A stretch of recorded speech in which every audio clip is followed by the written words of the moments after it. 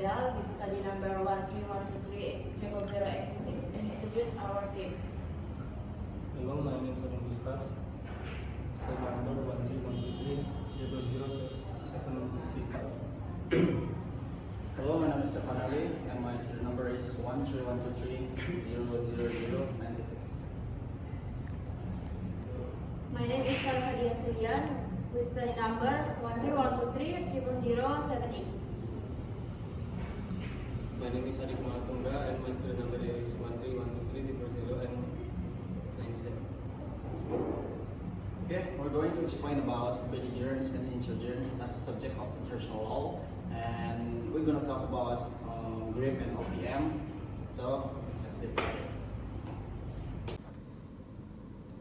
Okay guys, here I will explain the definition of international law and its subject. International law is a system of norms and rules that regulates relations between countries and international organizations. The subject of international law is an entity that has right and jurisdiction under international law. There are several subjects of international law, namely countries, international organizations, individuals, national liberation movements, and sub-state entities. In international law, belligerent is a party involved in an internationally recognized conflict. So it is fully bound by international humanitarian law. Insurgent, on the other hand, is a group that rebels against the ruling authority without the international recognition and with the implementation of more limited HIL. The key difference lies in international recognition, which determines the rights and obligations under the IHL. Belligerent and insurgent groups in certain conflict situations that meet specific criteria such as territorial control and complicated with use and below may obtain limited recognition as subject of international law, granting them certain legal capacities but no full statehood. Number 1. About Common Article 3 Geneva Convention 1949 applies to non-international armed conflicts such as civil wars, protects those who do not participate in combat, including prisoners and civilians, prohibits killing, torture, summary execution, and taking hostage.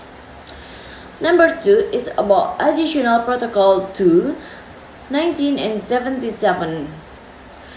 Complementary to Common Article 3, regulates internal conflicts between governments and organized armed groups that control territory and conduct military cooperation, guarantees the protection of civilians, the wounded, and prohibits attacks on civilian facilities. Number 3 is about ICRC commentary. Insurgent or belligerent status can be recognized if the groups control territory and is able to apply the law and comply with humanitarian law. However, this recognition is political and rarely done. Number 4 is about examples of belligerency recognition. American Civil War is the Confederacy War recognition as belligerent by the U.S. Spanish Civil War, Franco's group received de facto recognition as a belligerent. Is OPM insurgent or belligerent? OPM is a separatist group that wants Papua independence from Indonesia. OPM has not been recognized internationally as belligerent because OPM has a common structure, controls certain areas in a limited way. OPM actions are more often categorized as rebellion or even acts of terrorism by the Indonesian government. Based on these facts, we can conclude that OPM does show characteristics of an insurgent group, especially due to its political aims and armed operations. However, it does not yet meet the full requirements to be classified as a belligerent under international law. In summary, the OPM may be considered a potential insurgent, but it has not reached the legal threshold required for belligerent status due to its limited territorial control, decentralized command, and lack of international recognition. GRIP has fundamentally different characteristics from armed separatist groups such as the Free Papua Movement or OPM. This difference is important to understand the nature and appropriate handling approach to this organization. GRIP is more appropriately categorized as a community organization or political movement rather than an armed separatist group. This organization operates within a civilian framework and uses conventional political channels to convey its appreciation.